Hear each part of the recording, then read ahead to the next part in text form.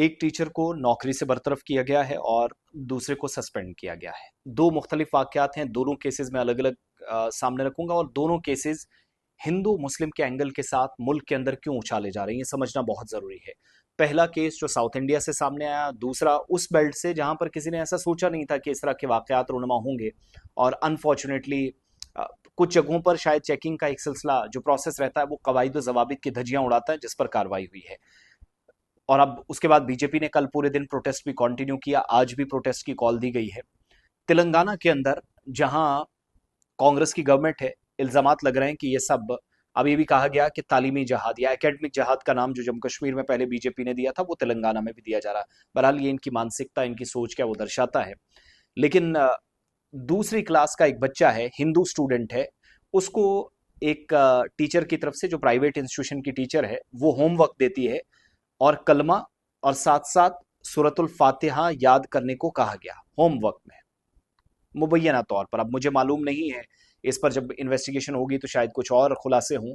अभी तक की ये जानकारी है जिसकी तस्दीक मुख्तलिफ खबरसां इदारों और पुलिस की तरफ से भी की गई। और चीफ मिनिस्टर रेवंत रेड्डी की खुशामद की सियासत और कांग्रेस मुसलमानों की है, मुसलमान कांग्रेस के हैं, जैसे बयानात का नतीजा है। अब बीजेपी ये जोड़ जोड़ कर इसको एक मामला, एक आप कह सकते हैं कि इशू बना रही है।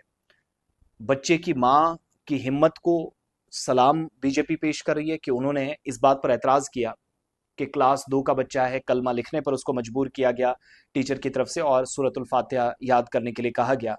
और कांग्रेस की हुकूमत हिंदू स्टूडेंट्स और उनके खानदानों के मसाइल पर आंखें बंद कर रही है, ये इल्जामात हैं।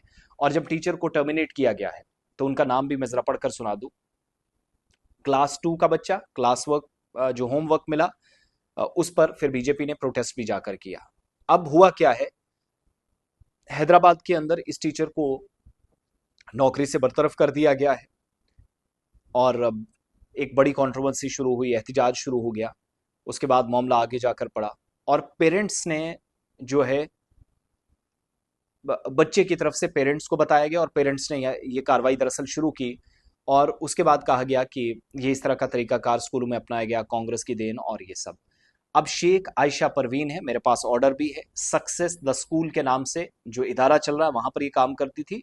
Your service as a mother teacher at success the school Saidabad branch are terminated with immediate effect from 16/7/2026। 2026 का 16 जुलाई का ऑर्डर, प्रिंसिपल की तरफ से ऑर्डर्स जारी किए गए हैं। और उसके बाद एहतजाजी मुजाहरा और ये सब हुआ। तो आयशा परवीन का मामला था एक, तो ये नौकरी से बरतरफ की गई हैं, ये एक केस। अब जिस टीचर को सस्पेंड किया गया वो भी बड़ा दिलचस्प केस है। 500 रुपए स्कूल में गुम हो जाते हैं किसी के, चेकिंग शुरू होती है और टीचर बच्चियों तक को, जो एक गैर इखलाकी अमल है, कोई इसको जस्टिफाई नहीं कर सकता राजस्थान में।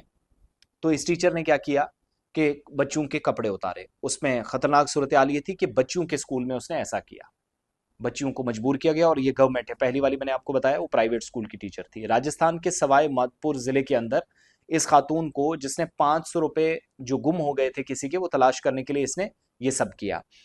इसकी तस्दीक भी क्या हो रही है कि गवर्नमेंट सीनियर सेकेंडरी स्कूल है लिवाली गांव के अंदर बामवास में, जहां सरस्वती मीना सीनियर हिंदी टीचर हैं। 500 रुपए उनके अपने खो गए थे, ये कंफर्मेशन आई। और जब पैसा नहीं मिला तो उसने क्या किया कि मुबैना तौर पर बच्चों के साथ ज्यादती की, कपड़े उतारे।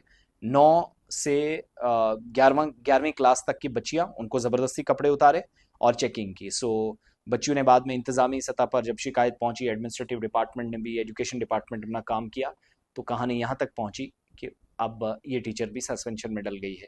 दोनों वाकयात अलग अलग हैं, दोनों को मजहबी रंग एक जगह और एक जगह नस्ली रंग देने की कोशिश की गई है। आप इस पर क्या राय रखते हैं, जरूर अपनी बात रखिएगा।